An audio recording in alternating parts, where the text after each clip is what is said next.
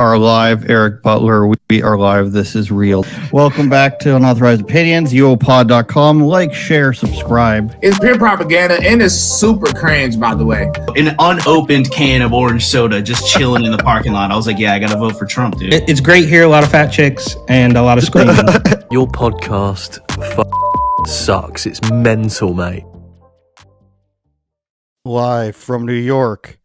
It's Sunday afternoon. Absolutely. And I don't remember the rest of the Saturday Night Live theme song. But it's trash, so it doesn't really matter. Unless we're talking, I saw some Chris Farley clips the other day. That was the era of all eras. Farley, maybe Eddie Murphy. I don't even know. I'm just going back to times where I never really watched Saturday Night Live, but I assume it was funny in the late 80s up to mid 90s. Yeah, I think that's about right. But of course, as we're not allowed to forget, black people weren't on TV back then, so that was just your imagination. Okay, all right. Beverly Hills Cop was never a thing. I noticed you're wearing a hat too, by the way. I'm wearing a hat. Felt like wearing a hat today. You think you're the only guy who can wear hats? Yeah. Well, I'm always wearing a hat. But true. Wait, is this what is the Nooners about? Or can you tell me? It is a Barstool Sports drink. Okay, that's what I thought. I just wasn't sure, but that's what okay. Fine. All right, perfect. Shout out Portnoy, kind of. You are in New York City on your latest travels. How does it feel to be back to your second home? Oh man, it is. It's it's a love-hate relationship. I will say that because loads of content that will be. I mean, it takes 2 days to get hours of footage in New York. It's a very simple thing to do. But I will say on the plus side, I want to shout out New York City, even though technically right now, as I talk to you, I'm in New Jersey. So a hop, skip, and a jump. It's right across. But New York is doing well in comparison to San Francisco. So not well in the grand scheme, but well in comparison to San Francisco. Like, just really setting the bar. Exactly. The bar's low. Well, we'll get to some footage from your trip there, which coincides with the news of the New York City zombies. Not quite somebody defecating in the streets, but the next best thing, what I call the heroin hunch. So we'll get to that. We've got Rand Paul pontificating if Biden's going to shut off the internet. I think that would mean he unplugs the giant modem that runs the country, like in South Park. And then we've also got UFC champion Sean Strickland, very uncensored guy. And he's advocating for... I'll show you what he's advocating for after. Last night, I was watching UFC, Eric, and one of the fighters, it was in Abu Dhabi, and they had a lot of Muslim Russian guys there. And I don't know if you know who Kamayev is, this very loud, angry guy who last time he won, he said, "I'm going to kill all of you, Allahu Akbar." So really playing up the character, villain role. So this time he says, after he wins in English, he says, "I don't want any Jewish, Muslim, or Christian babies to die. I just had a kid, so let's just all have peace." And I was like, wow, he's saying that in a Muslim country, as a Muslim guy. He's probably going to get heat for that, for saying something very like down the middle of the road. Little did I know what he said next in Arabic. Maybe it was Russian. I don't remember what it was, but the translation that I'm seeing, and I checked between 5 and 10 sources on this. The translation most people are typing out is that he said, "Give me a rifle and I'll go to Palestine myself and start defending it." So and at the time my friend was joking. Imagine he said something like pro jihad in the other language, and that's allegedly what he did. So can I just say, I guess the show is called Unauthorized Opinions. And I don't think many, I'm not doing the Palestine-Israel thing. Like, come on, bro. Like, I get it, and everybody wants to have a take on it, but are we all just pretending that we didn't just sit through 2 years of Ukrainian nonsense, and now like this is just the new war that we have to deal with? Like, yes, we are pretending that. Okay. I'm not what you're supposed to do. Pretend and take a side. Take a side even harder than is Ukraine Russia, because being called a Russian sympathizer doesn't tend to that's a sign. Eric tried to watch the new Rick and Morty today. The original guy isn't on it. The voices are different. Couldn't watch it. Turned it off. So can we just say there's a meme? I don't know if you saw it. I don't know if I sent it to you, but where it's the old Family Guy clip, and the guy's just like, is like, kids, you're both just awful. Like that's kind of, I'm like, dude, you know what, you guys are. I don't want to get in too much trouble. Let's move on. All right, so I've got lots to say about our first story, Eric. Canada is considering a universal basic income, and I've got the entire country? For the entire country, anyone over the age of 17, Eric, whether you're born here or not, you're a permanent resident, temporary workers, and refugees. So I don't know if we've ever talked about this on this show, but I've done a video on Canada's refugees before. Less than 10% lifetime employment rate. So if you're a refugee, there's a 90% chance you'll never work in your life in Canada. They would get money. Anyone over 17 would get money. Foreign workers who are living there temporarily would get money, and any permanent resident would get money, which makes sense, of course. Well, not even a citizen. We got to put a pin in that, because I want to draw that a fairly direct correlation. Straight line. Across the border. Yeah, because and we'll get to it when. Okay. you rage about your country today. I'll rage about mine. Okay, all right.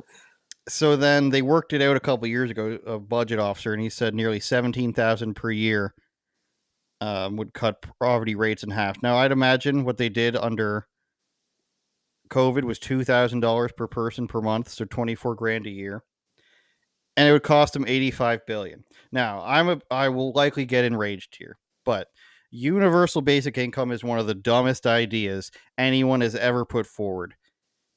And the first part is, where is the money coming from? They say it might cost $85 billion. There's two ways that money came up with.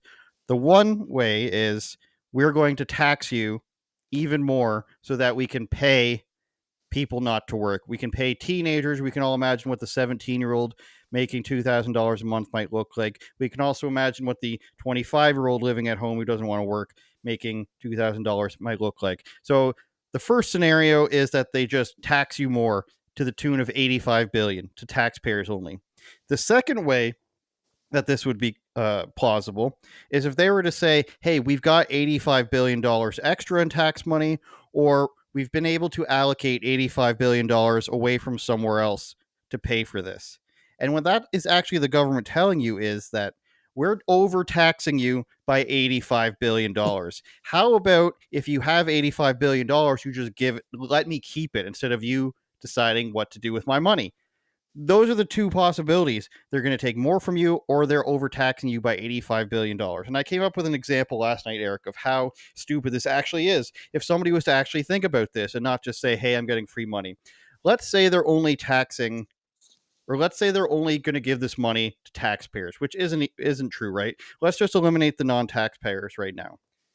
If they're going to increase the taxes or have enough taxes to cover all taxpayers, let's say every taxpayer is going to get $2,000 a month, then what they're saying is, we are overtaxing you enough to pay you $2,000 a month, or they're saying, we're taxing you so much that not only can we pay all taxpayers $2,000 a month, we can pay people who are 17 and up who aren't taxpayers $2,000 a month. That's how much they're saying that they're overtaxing you, or that they want to tax you more. It makes absolutely no sense. Now, people are going to say, hey, it's taxed proportionally. The people at the top are paying more for this than the normal person is. But what it's actually saying is, we can afford to tax you so much that we can redistribute your money without your will. It's a redistribution of wealth without calling it that. We're going to take $85 billion from taxpayers and money that can go into something else, and we're going to give it to people who don't want to work. So that's number one, where the money is going to come from. Number two is, who's going to get the money. That's simple. 17-year-old Johnny, why would he get a part-time job? He's making $2,000 a month. 25-year-old Sally, why would she ever move out? She's getting $2,000 a month. She can just sit there, not pay any bills, collect this money. And what's that first generation of UBI recipients going to do with their money, Eric? 17 to, let's say, 25 years old, you collect 24 grand a month. What's 24 times 8? I don't know. Couple $100,000? I'm not going to do the math on that right now. Yeah, so if it was 25 times 4, it's 100 grand, almost 200 grand. So then that person's going to have almost 200 grand if they just sit on their ass and do nothing for 8 years and live at home. Then they're going to put 50 to 100 grand down on a house, use the rest of their money to live off of, and pay their mortgage while their universal basic income is still coming in. The first generation of people who get this free money are going to live off of that and laugh at you for allowing it to happen. You live from 17 to 25 for free, get $2,000 a month, buy a house, live off that money for the rest of your life, and you're just laughing at everybody. Whoa. And then after that, there's going to be so fewer taxpayers paying into this that it will collapse, of course. So you think there's a shortage of baristas and grocery store workers now? Why would I, as a 20-year-old, go and do that for minimally more money when I could sit at home and, do my side hustle of blowing vape smoke or something when I can do that? So that's number 2. That's who's going to get the money. The people who really don't want to work. And they're going to say, hey, it creates innovation. Do you really think that an 18-year-old that doesn't want to work and receives tons of money is going to create something? They're not creating anything now. The best thing they can do is go out with a camera and ask women what they would like to date in a man as a way to hit on women. That's the best they've come up with so far at this age, other than TikTok, but that's on TikTok too.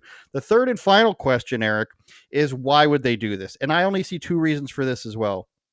Number 1 is the simplest one. Trudeau's desperate. He knows he's going to lose, so he's trying anything that he can. And what the Liberals always do is they give out a bunch of money before they get out of office. So the next group that gets in, they can say, hey, look, all the money. You guys are taking away money from the people. They did it with free medical benefits. They do it with lots of stuff. Child health care benefits. That's what they do before they're going to get kicked out, is they start doling out all this free cash to people, free, and they say, what the hell? Why did you guys take it away? The only other reason they would do it is to collapse the system. Like I said, you get this one generation of people that are living large, and then all of a sudden you've got, a decade's worth of people who don't feel the need to actually work. And then who's going to fill in all these jobs? You're just going to keep bringing in more people, and then they realize they get free money. You don't even have to be a citizen. You just have to live there or be a refugee. And who's going to fill in all these low-income jobs? Yeah, you can call it refugee if you want, but exactly. Who's going to fill in these low-income jobs? And then, therefore, who are the middle-class people going to employ to keep their businesses open? Oh, sorry, the government's going to have to take over the grocery store. Oh, sorry, you thought you were going to Tim Hortons, you're going to Tim Trudeau's now or something for your coffee, and it's going to be shit. So these are the ways that you can easily refute universal basic income. The only person who wants that is the person who doesn't work, Eric. I would like to hear your opinion on this. Well, my first problem is, quite obviously, just they put lipstick on a pig. It's clearly them just ushering in the commie regime that they so desperately want. Well, some people desperately want. Some people think they desperately want, but in actuality, there's only a small group of the political class that actually want that, right? That's obviously going to be the only people who are going to benefit from this. Secondly, I could make the case that, they're just bleeding people dry. It's all fake, right? Like we used to say, not even that long ago, talk about just printing money at random. But we're past that at this point, right? Like, it's just a bunch of zeros and ones on a computer somewhere. It's all completely fake. So, right, you want to talk about Janet Yellen and, oh, yeah, we're going to fund this war, we're going to fund that war. Interest rates are through the roof, like trillions. Like, it's all fake. It's like, dude, these people are playing with monopoly money while, the political class, the war machine and the climate hoaxers, the sun monster people, all of these people are playing monopoly with funny money that they make out of thin air while bleeding the regular people dry. And most importantly, and you sort of alluded to this, where does it end? where not where does it end? Like, well, how's this going to end? Like with communism and Venezuela and people eating out of trash cans and shanty towns and rats and all that stuff. But like, what do you legitimately think the people who are living off this government teat? What are they? Like you said, I mean, they're not. So okay, from 17 to 25, do you think they're going to hit 25 and now they're going to lock themselves in their bedroom and work on their resume and go and get a skill that's useful? No. It just, I mean, there's no end to it, and that's why I would like to tie it in. I don't know what order you want to do these stories in, but when I was at one of the Migrant hotels in New York City, I get physically removed from the hotel. Okay, so imagine guarding that border with the same enthusiasm that you guard those migrants, and then ask yourself, the people that you're putting up in these hotels right now, where do you see them in 2 years? Do you honestly think that they're writing up a business plan, they're going to go get a loan, all while they're not even citizens? So I said that to say, where does it, I mean, not where does it end in the sense like of the societal collapse, but what do you genuinely realistically think that these people are going to do? It's never ending, right? Like, right, after 9/11, you're only going to take your shoes off at the airport for a couple months. It's for your safety. 20 years later, it's par for the course, right? So those programs are never ending, and they're just, I mean, there is a political class of people, the establishment regime, whether it's the human rights, excuse me, or the Council on Foreign Affairs or whatever's going on. Yes, they're trying to usher in this communism, but even before that long term goal, in the shorter term, in the grand scheme, a year or two, what are these people really going to do? I mean, I'll leave you with this. When I was in Florida, and I was like shopping around my resume and all this, and then I thought about it. I was like, I can't work. I don't enjoy any of this. I can't work any of this for more than a year or two before it drives me crazy. So I pivoted and started to figure something else out. But in that same sense, where are these people? What are these people going to do in 2025?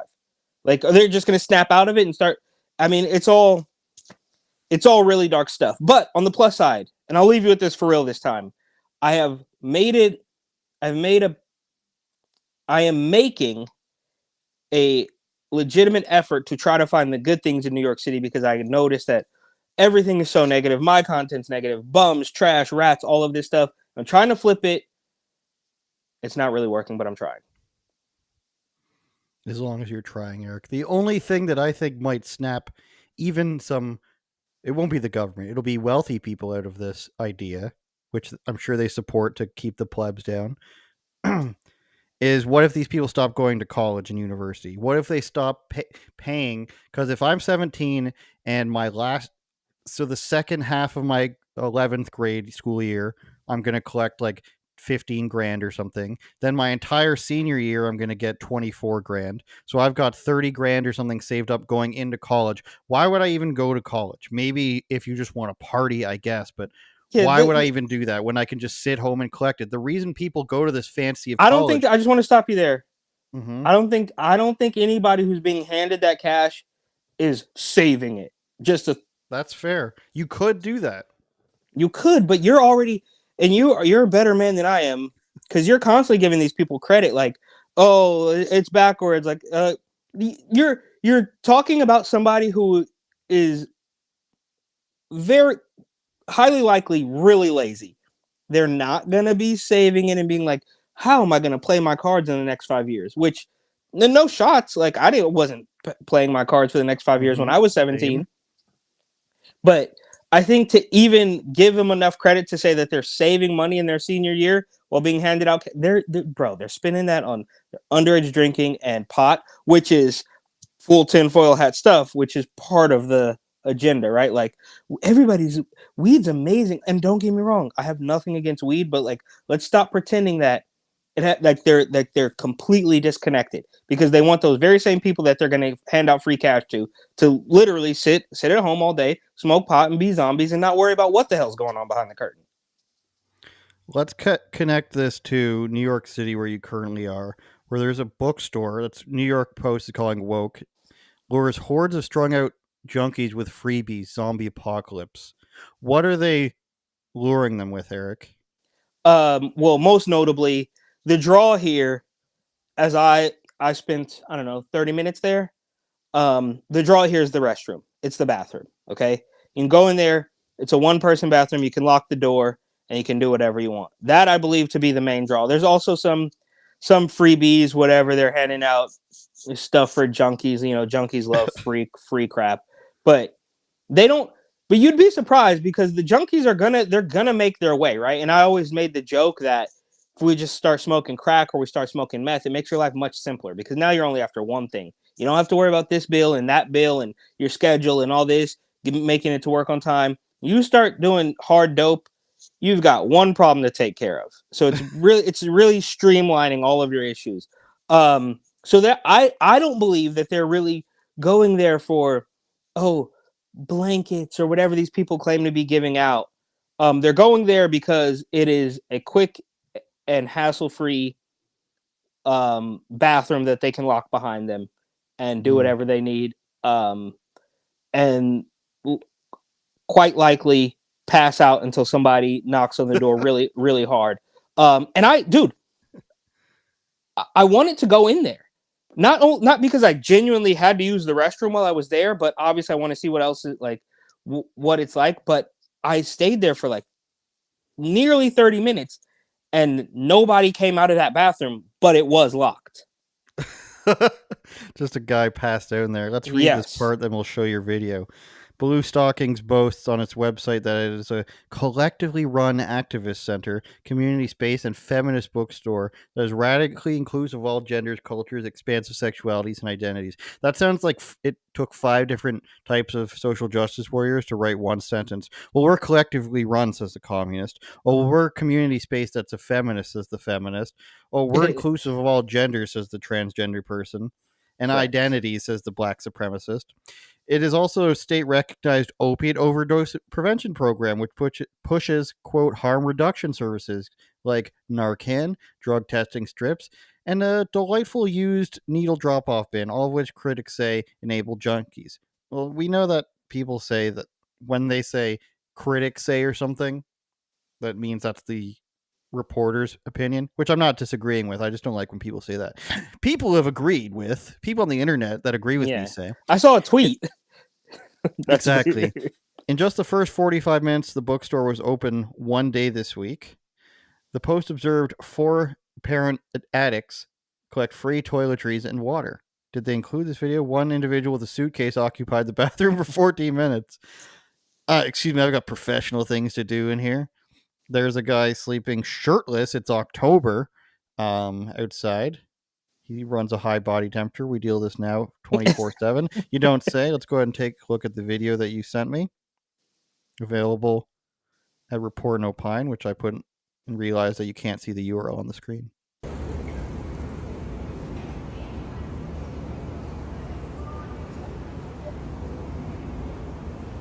And he's also just taking a standing nap. He's just tired. Well, this guy noticed, Eric. He one more time. Okay. Go ahead without the sound. Well, I was going to say he did notice, but he's not coherent enough to do anything. He's still high as a kite, right? So, and these are 2 of the junkies. So the article said, I mean, I basically saw, and I want to give credit to the New York Post for this. I basically saw exactly what they described. Exactly, right? Because those are frozen in time, Eric. This guy in the shop there. But the guy inside the shop, he was moving around, but he's clearly not all with it, right? And there's another junkie in there. So I think the guy that we saw, so not the guy outside, right? He's high as a kite. He's done. He was probably in the bathroom 20 minutes ago, 30 minutes ago. So he came out. But then somebody else is in the bathroom, and the guy that we see inside, I believe to be second in line for the bathroom. So there's another junkie that can't be seen on camera who was knocking on the door, right? So 1 inside, 2 in the store outside of the bathroom, and 1 outside of the store. And that's just immediately around the store. we can talk about what's happening on the entire block, right? Because there's quite obviously more of them. But another thing that's really strange about this, or not strange, incredibly predictable actually, is that, and I do have video of this, I'm trying to figure out what to do with it, but I mean, the propaganda books, it's just through the roof. There's not one regular book I could spot in there. Every single one is, oh, freeing ourselves, or how to stop white supremacy, the transgender child. I mean, I'm not exaggerating. Every single one of the books was incredibly extreme, right? So it's clear to me there's a direct correlation between the the gender ideologues and the race baiters and the drug addicts. And there is a very prominent sign. Again, I have pictures.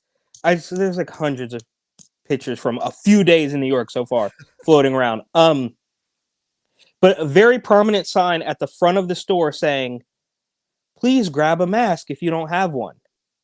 So in 2023, in late 2023, October 2023, the feminist, gender ideologue, extremist, Narcan trap house, legal trap house, is suggesting that you grab a mask and wear it to look at books while their bathroom is being overrun with junkies. So, is it crazy to think that they are drawing a direct correlation? I am drawing a direct correlation between the idea of blindly, mindlessly submitting to the mask phenomenon, because those are the only people who are going to allow junkies to destroy their bathroom, all in the name of tolerance or whatever it is. I mean, it's completely through the roof. Like, the mask sign, it didn't say you have to wear a mask. I didn't wear a mask. Nobody said anything to me. But it's very clear that they need people who are going to be unable to think for themselves, right? And that's just a sign that I'm okay with everything happening. I'm not going to think twice about it. And last thing here, when I was in there and I recorded, I just was taking video of the books and some of the people in there, like, and at first I was really nervous. I was like, oh, these people are going to get mad at me. And then I thought, these people don't know what the hell's going on. They have no idea what's going on. I'm a black guy walking around the race baiting feminist Rona junkie zombie bookstore. So I could literally say, oh, I'm just really enjoying this and I wanted to send a video to my friends, and they wouldn't think twice about it. Like, they're so far gone that in my head I'm like, I know what I'm thinking, I know what's going on, but they have no idea. So I said all that to say I might go back and try to learn more. But there's plenty of footage that I hope the world will see soon. The only way I think that an activist bookstore survives, especially next to something called the Pilates Coven, which is some sort of astrology, witchcraft Pilates center.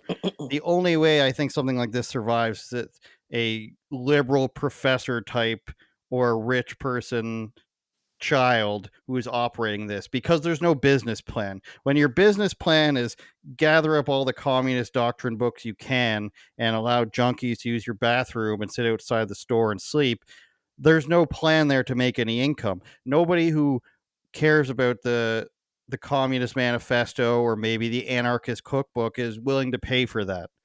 And there's no coffee being served here that the junkies will like because there's not enough heroin in it. The only way these activist bookstores exist here in NYC as well as in San Francisco is somebody's dad is paying for that person's way of life. Maybe they'll get the maybe that's the universal basic income that we'll see.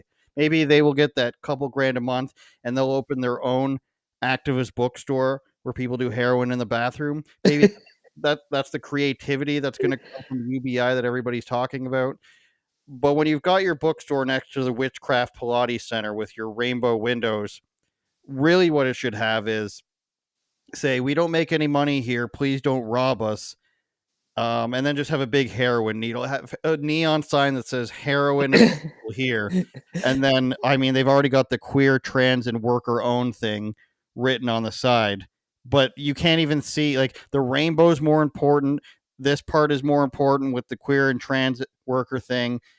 And then the bookstore name is Blue Stocking Cooperative. It's sideways. You can't really read it, and it's not a different color than anything else. The most important thing here is that there's a rainbow, a trans flag, and you can do heroin in the bathroom. That's the most important thing. And to your point, in that article, the co-owner, quote unquote co-owner of the cooperative is 26 years old. Like, how, Sway? You're telling me that a 26-year-old is co-owner of a junkie collective in the Lower East Side of Manhattan, arguably some of the most expensive real estate in the country, and they are still afloat? No, something obviously is going on behind the scenes. This little them with the pit hair who, wants to be a man or whatever it is, at 26 years old is not operating that at a profit enough to pay the rent. And with all that said, San Francisco's still worse. It's just Rand Paul was discussing whether or not Joe Biden is allowed to just shut off the internet, and it really made me think of the South Park, where I think it's Stan who goes and just resets a gigantic modem that runs the entire U.S. internet. But Rand Paul's talking about these old laws that allowed people to shut things down on COVID. And while he says some emergency powers are possible, I disagree with him a bit. Let's hear what he had to say for, I think, like a minute. We'll also looked at the emergency powers. And emergency powers, the courts have said you don't throw out the Constitution during emergencies. But a lot of our legislation acts as if you could throw things away. So when the CDC, and this actually happened some under the Trump administration, they decided that there was a CDC law from the 1930s that said you should do this and this for certain diseases, quarantine, and then it had a clause in there, and whatever else is necessary. The Trump administration used that to say we didn't have to pay our mortgages. And then the Biden administration continued that on. But this is a power that in no way was ever given to the CDC. No one ever anticipated the CDC would say you don't have to pay your mortgage anymore, or pay your rent, or pay your car payment. That is crazy. Wait, can you pause it? We also have it? another series of emergency powers. I could be wrong, and Rand Paul. I'm not knocking Rand Paul at all. He seems like one of the few that are doing decent work.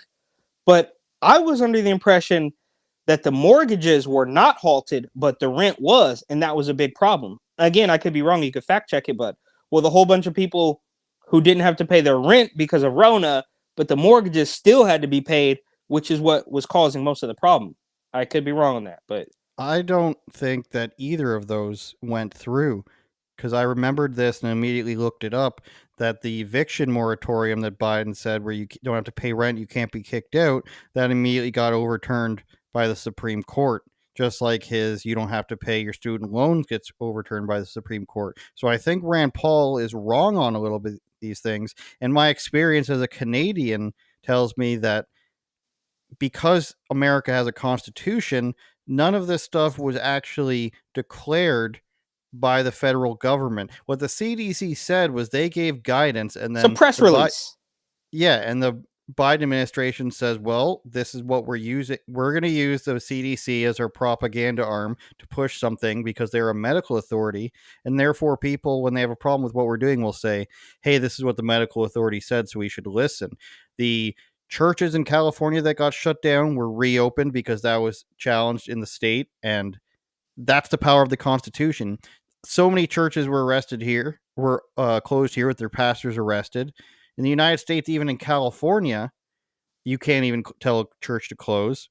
They would come and enforce restaurants closing. Even in California, I like that. Yeah, exactly. And that New Jersey gym was allowed to stay open. The resistance was there. It was just all peer pressure. Like all this stuff that people got to do with peer pressure. Where the totalitarian stuff happened was these businesses and their unions agreeing that you have to take, the high level, high functioning, amazing pharmaceutical. That's where I think happened. So I think there was another point of contention I had with what he said other than that, but it's interesting that you respond to that immediately. That's my that was my reaction as well. Some of them have been on, though. We've had like some emergencies have been going on 50 years. They're still on the books. There's actually an emergency power that was given to the FCC in the 1930s that gives the president the power to shut down all communications and control all communications in the U.S. People call it the internet kill switch. It's never been used, and it predates the internet, but people now think in applying it to the internet that a president has the power to shut down the internet. Nobody should have this. Look, I was a supporter of Trump. He shouldn't have it. I'm not a supporter of Biden. He definitely should have. No president of either party should have this kind of power. So we should get rid of these emergency powers, and I'm a sponsor of a bill to get rid of them as well. The one good thing that happened, like in our state of Kentucky, our governor used emergency power to close churches, restaurants, and all, etc., hotels, gyms.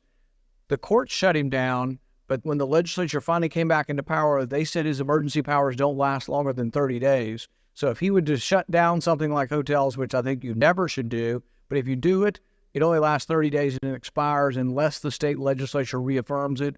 We should do the same in Washington. It should be an automatic expiration. Well, I didn't like the caveat there, unless the legislature extends it. All that takes is a Democratic Do it again, majority. yeah. Like, actually, things are still bad. You need to wear 3 masks now. Yeah. Do it again. Let's do it again. It's not in the Fauci voice. You gotta wear 3 masks. It just makes common sense. It makes common sense, Dr. Fauci. Can of corn. Just a can of corn and I'll be fine. I watched some Longest Yard last night, Eric. Don't hate on me. We're going to move on to UFC champion Sean Strickland. I did talk about UFC a bit last night. Now, he's the guy, he makes fun of everything. He said he grew up in extreme poverty. But Eric, this is a little bit lighter. Something I just can't get on board with. He said, the tweet that I pulled this from said that he thinks that every guy has this. So listen closely. You keep pissing in cups and putting the cap back on. So, it's fucking gross. So one day we were riding or I was working on something. It was fucking hot. I'm like just sweating. And my brother, and he didn't do this intentionally. He's like, I have a Gatorade in the refrigerator. Oh my God. Yellow Gatorade. Don't ever trust a yellow Gatorade. Oh my God, that's Anyways, so disgusting. So I'm like dying of thirst and I grab the yellow Gatorade out of the refrigerator. And I just take the biggest fucking gulp of my brother's piss. To this day, guys, I still can't drink fucking yellow Gatorade. The cup was in your house. Why didn't you go to the bathroom? What, your boyfriend doesn't have a piss bottle? No, there's no bottle of piss. There's no piss bottle. That's not normal. Let me tell you this, I don't have the biggest but this little lid won't do it. Gatorade bottles are specifically designed to piss in. I'll tell you that right now. It's so gross. Now, Eric, the tweet says that he claimed that every man has a bedside piss bottle. True or false? False. Come on. Yeah, that is weird. That's something that he thought was normal because he grew up in a terrible place. Now, I will say this. I have known many years ago, right? Many years ago when I was in college and I lived on campus. I don't know if you ever lived on campus, but I did live on campus, like, something right out of a movie, bro. That you put all these 18-year-old kids in this building and it just becomes a madhouse, which, it's par for the course, whatever. But, you have girls' floor, guys' floor, girls' floor, guy floor. And, there's 2 bathrooms per floor. So all is 30 or however many guys sharing a bathroom. And I did know a guy many years ago in college who had piss bottles in his room. And most of us made fun of him for that. So no, it was not normal. Like, this guy was, he was, like, funny fat guy, hey, whatever, like, is a clearly a different time. But I remember even then, most people being like, dude, you're disgusting, get rid of that. So whatever poverty he grew up in is, I am lucky that I haven't made it there yet. But with, more democratic control and uniparty nonsense, we can get there. Maybe we can. My first college experience not my first time at the dorms, my first time I went to college, I went twice. The dorm, which a couple of my friends lived in, backed onto like a park, like a river and a forest and everything. And if you look out the window on the backside of the building, there were many piss bottles, empty liquor bottles. So it was just hidden from plain view from the street. But if you look out the back windows, it was disgusting. And a little bit more about that forest called Humber Forest, I believe, in the Humber River. There was, armed stick ups. Two guys in one guy in my program, his two roommates were held up by box cutter in the school parking lot and were told to hand over their debit cards and had the money withdrawn. But more in relation to this story about Sean Strickland, when I was about 11 or 12 years old, I would say, we had moved into our first apartment after my parents got divorced. And my oldest brother is 10 years older than me. So he was in his early 20s or something like that. So he was in like his prime drinking age. And he would often show up hungover, fast food, whatever. Shout out to my brother. And one day after school, I come home and there's a Wendy's cup on the table. And I'm just like, oh, he probably just left his soda here. I drank it. Immediately, I'm disgusted. It wasn't piss, Eric, but it was filled with cigarette ash. Okay. Him and all of his friends smoked cigarettes. I drank a whole gulp of cigarette ash combined with Mountain Dew. It was disgusting. That's Never drank a cigarette again in my life. I mean, absolutely disgusting. Not on the level of drinking pee, so you're There's doing a all weird right. thing. Like there is a video of Joe Rogan drinking his piss on a radio show. There is another former UFC fighter that did it. Named Bear Lyoto Grylls. Machida. Does he do that? Bear Grylls, the survivalist guy. I know who he is. Yeah. Oh, I thought that's like how he got. That's where I first we got famous, and like there was a. No, Yeah. okay, not how he got famous, but like clip. If you're stranded in the snow and you're dehydrated, then this will work. And he, they blur it out, and then he drinks it. That was like kind of my first memory of Bear Grylls. But obviously, Bear Grylls needs to have a cooking show. Like I don't know why you're doing this survivalist crap. Well, you should be out grilling and chilling. With a name like that? Yeah, come on, bro. Are you familiar with a show called Survivor Man, the Canadian version?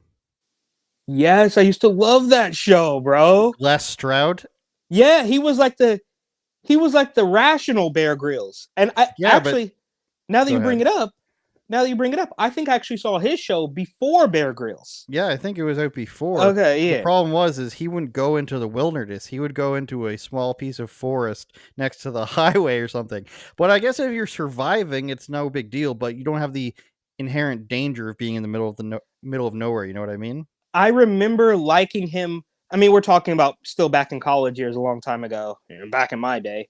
But I remember enjoying that more than Bear Grylls. And like, I used to watch it with my roommates and like, Yeah. Halo in between or whatever. But yes, that's exactly what we did. Halo, Spike TV, we had a Wii. We also played a little Wii Sports back in the day. Marathons. There was also that other show. Did you guys have that show where I forget what it was called, but like 5 people or so would try to make it from point A to point B? Man Tracker. Did you have that show? No, I don't have that. It was literally like a guy on a horse with a lasso. He's catching people. He's tracking them before they can get to a certain point. I do not remember that one. Same era. 1,000 Ways to Die. I do remember that. Yep.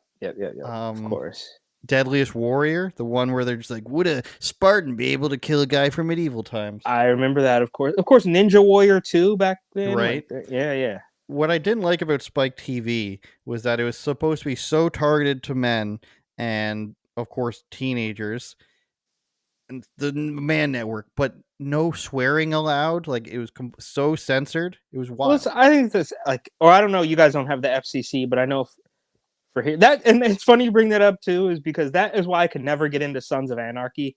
It was supposed to be this like ruthless biker gang on basic cable, and they would just never swear, and I was like, I don't know if I buy this. I never noticed that. It was on FX, right? I think in the later seasons it went to like an uncensored version, but I remember early on it'd be like, forget you, man.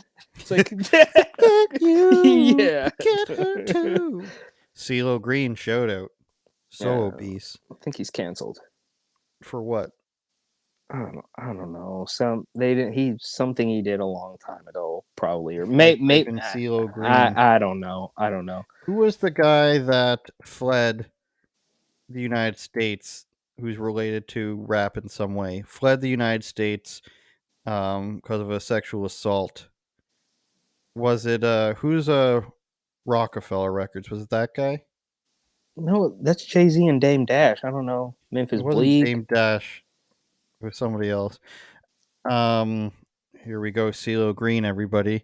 After an uproar over the tweets leading into Tuesday, Green's new reality show, The Good Life, was canceled. Reported the rap. The show had 6 episodes. A few hours after Green reinstated, he tweeted another apology.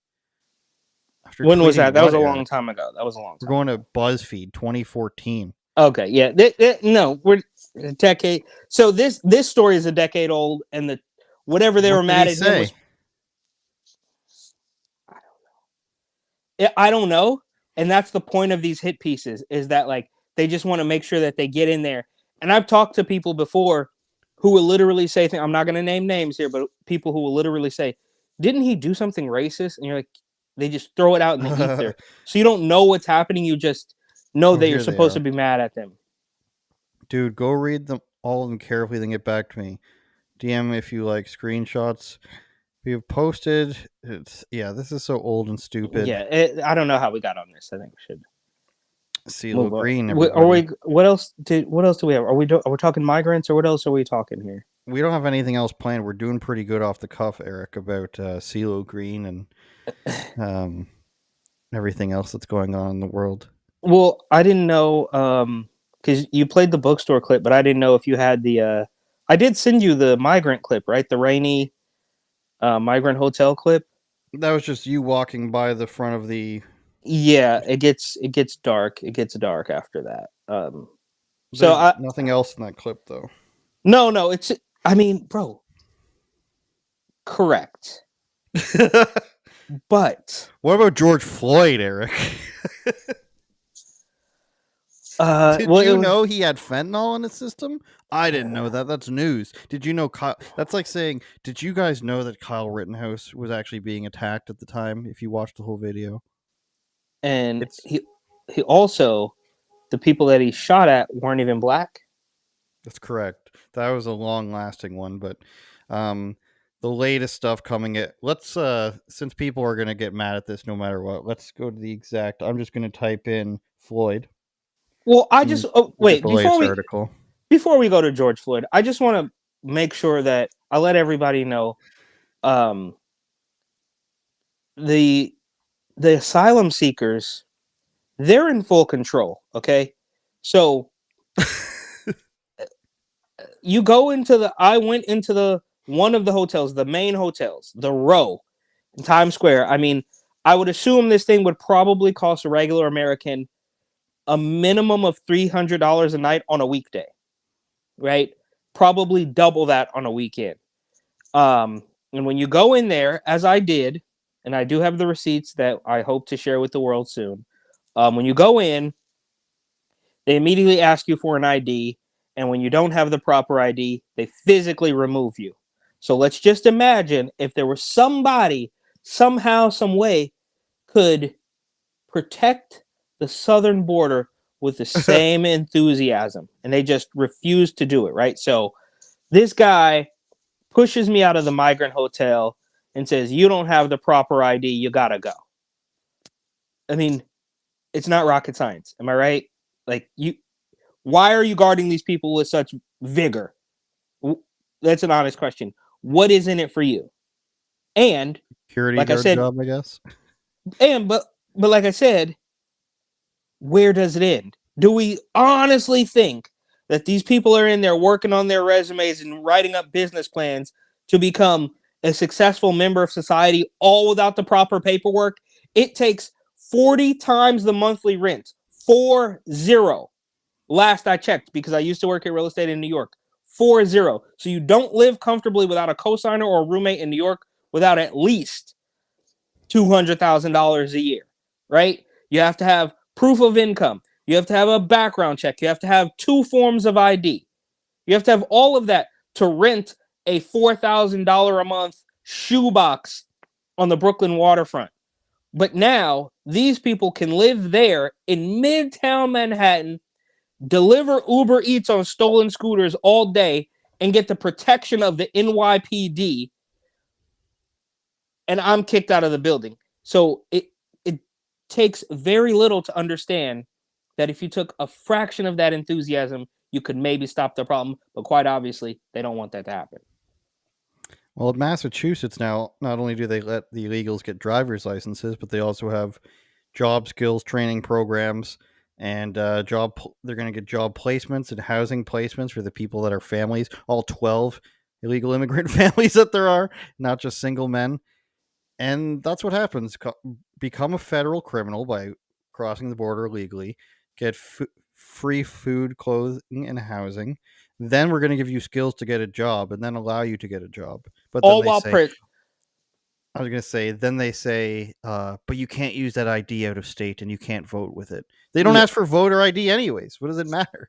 Yeah, all while they're being protected from a man with an iPhone. I mean, it's absolutely ridiculous. and look at him, he's got an iPhone. Yeah, exactly. And another little bit of proof that the criminal element outside of, the illegals is a huge undertaking. That is clearly a problem. But I was at Penn Station, and we'll call him, I don't know, a bum. Clearly he was like living in the train station. Okay. Like maybe his sister lets him sleep in her basement or something. Like you know what I mean? It's like not fully like toothless. Like he goes somewhere every now and then. Okay. But he was very aggressive, and he gets up. I'm waiting at the train station to get from New York to New Jersey.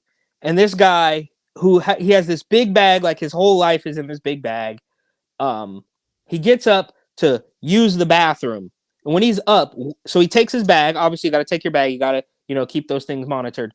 So he gets up to use the bathroom. And a young gentleman, I don't know, maybe a college kid commuting, from Jersey to New York or whatever, sits in his seat to charge his phone because it's a seat near the phone charger, the pillar, the big. And the guy comes back, the bum guy comes back, and he's like, "Yo, get out of my seat. I was sitting here." And then he talks to another bum, sitting a couple seats down. He's like, "Yo, tell him this is my seat. I was sitting here."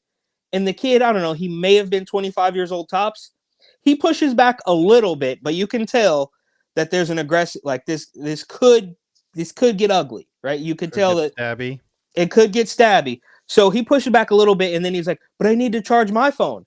So he gets up and then sits on the floor next to the guy, and they both use the outlet, right? There's two plugs in the outlet, and he sits on the floor next to the guy. And I'm thinking to myself, I'm like, this is proof that the criminal element is in charge, right? Like nobody's going to come help this little kid. That guy has the right of way because he went to go do dope in the bathroom, and now he's back and he wants his seat back, right? And he went to the local bookstore. Yeah, and he wants his seat back, so you have to do it. And also, I guess since we're shooting off the cuff, there's so much happening in New York already.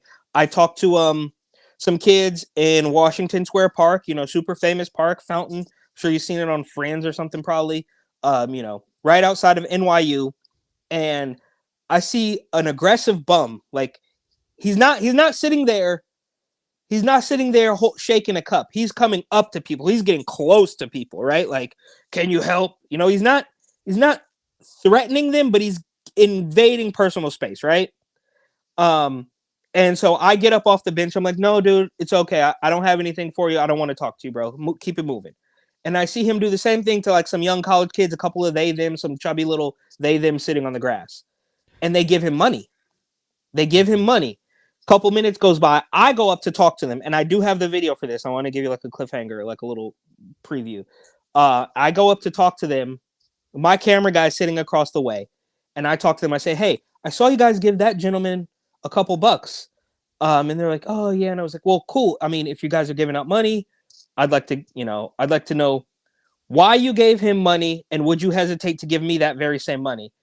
And they were like, "Yeah, of course we would give you money." I'm like, "Boom, perfect. Hand it over. Let's do it. I want to go buy a bacon, egg, and cheese." And then in unison, all four of them, "Oh no, well, I can't right now." It was just like the picture perfect. Like the exact same thing that you see with sign this petition to housing illegal. And they're like, well, no, it's like when you pinpoint that little moment of cognitive dissonance, that little moment of disconnect, it shouldn't surprise me, but it still does. Like, so you give this guy a bum to get him to go away, or you give this bum money to get him to go away, I should say. But you don't give me money because I don't look like a bum. And when I ask you for money, you say you would, but then you can't because you don't have it right now. It's just, it's astonishing. And like I said, it shouldn't surprise me, but for some reason it still does. New York is disgusting. There should be a cop on every 3 train cars, I'd say. Patreon.com/UOPod is where the bonus podcast is hosted every single week with Eric and I, uncensored, shirtless, oiled up, and greased up. 5 members and growing. You can choose to help us become Joe Rogan, which means a trillionaire, for $7 low dollars per month. Become a super fan, like the Raptors super fan who has courtside tickets to every game and distracts people doing free throws, or become an unauthorized person and make requests for topics and videos. And feet pics. Feet pics, and you can even get a message from us. That's patreon.com/UOPod. And it is growing, Eric. More people have signed up. We want more people to sign up, obviously. Shout out a Stinky Pinky in the chat. We would like you to sign up. Shout out Kurt Elliott in the chat. What's your excuse for not signing up, bro? Shout out Poppycock68 on Getter. What's your excuse for not signing up, girl bro / guy bro? We're going to move on and finish with patron Saint George Floyd, Eric. Wasn't this already known? Oh yeah. I mean, I'm sure it's up for debate, bro. Like, everybody's gonna have their little take on this, but it's the separate, it's the different autopsies. So, the one that they got, the state one said, he had all this fentanyl in him and enough to kill a horse, but it was actually the compression on the neck that caused and they're literally doing that now, by the way, with trank, and they're like literally taking horse tranquilizer. But and then there's another autopsy that said no, it was the fentanyl, and then the Floyd people hire another person to do the autopsy. Of course, is going to say it was the state that killed him. And then I looked up what's his name, Eric Garner, fat cigarette guy, had a heart attack. Same thing happened there. Autopsy says one thing, family. I thought that was Michael. Which one was Michael Brown? Michael Brown was Hands Up, Don't Shoot. Okay, all right. Sorry, guys. You're getting it wrong. Rest in peace, Trayvon. Tamir. Breonna Taylor. Tamir Rice is the one in his car. Who's the second Minnesota guy who tried to kidnap the stabby? He went for his knife. Jacob Blake. He tried to kidnap his child. That was Jacob Blake, right? I think that was him. Yeah. And then Tamir Rice was the guy in his car. There's so many more murders, so many heroes, Eric. It's hard to keep track of all of them. But yeah, everybody in the chat, please consider our Patreon.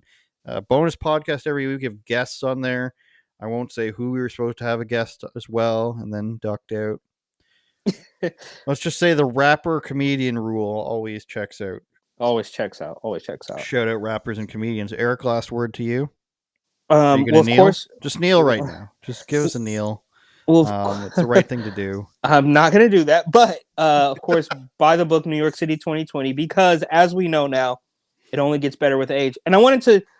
I'm neck deep, eyeball deep in New York City right now.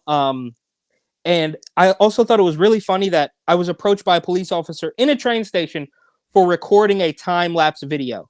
Think about that. There's illegal immigrants in the train station selling churros with their kids, and they don't get hassled.